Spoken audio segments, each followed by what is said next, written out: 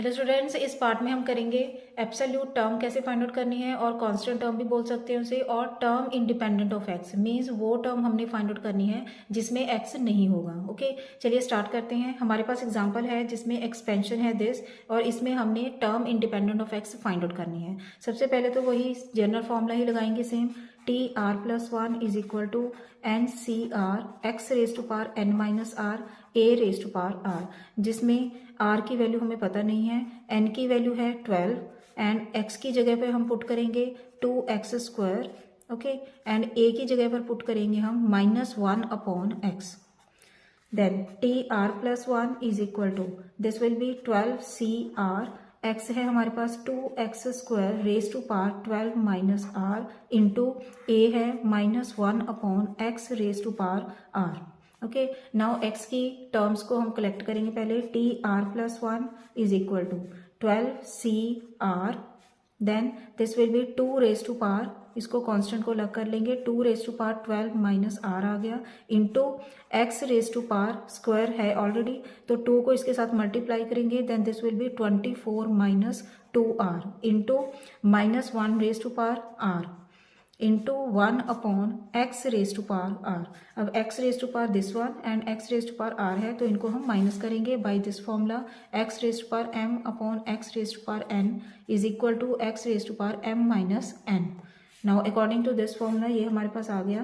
पहले -1 upon 1 raise to power r लिखेंगे, then 12CR into 2 raise to power 12 minus are into x raise to power 24 minus 2r minus r. Okay, ये आ गया m minus n and this is equal to -1 raise to power r into 12CR into 2 raise to power 12 minus are into x raise to power, ये बन गया हमारे पास 24 minus 3r।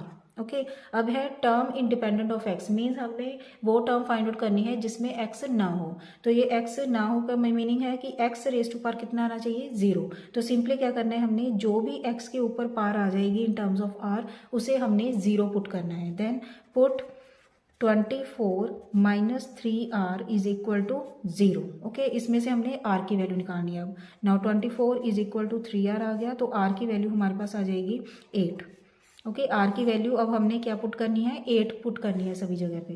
Now this will be t 9 हो गया, ये means 9th term होगी constant, -1 raise to power 8 into 12C8 into 2 raise to power 12 minus 8 हो जाएगा 4 इंटू ये हो जाएगा एक्स रेज टू पावर 0 1 आ जाएगा। Okay, then T9 is equal to -1 raise to power even आ गया, then this will be positive and 12C8 को हम सॉल्व कर लेंगे। 12C8 कितना आएगा, now this is equal two factorial 12 divided by factorial 8 into 12 minus 8 आ जाएगा 12 factorial 4 by formula factorial n divided by factorial r into factorial n minus r। Okay, now this will B 12 into 11 into 10 into 9 into factorial 8 divided by factorial 8 into 4 3 2 1, ये cancel हो गए दोनों।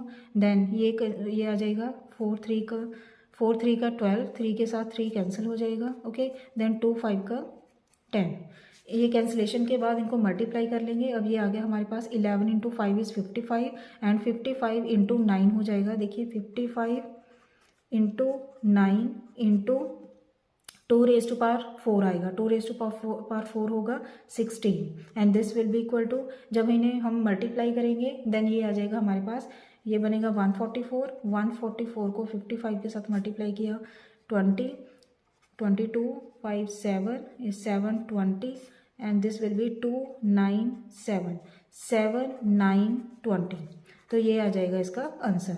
सो जो constant term होगी उसका answer आएगा 79 20।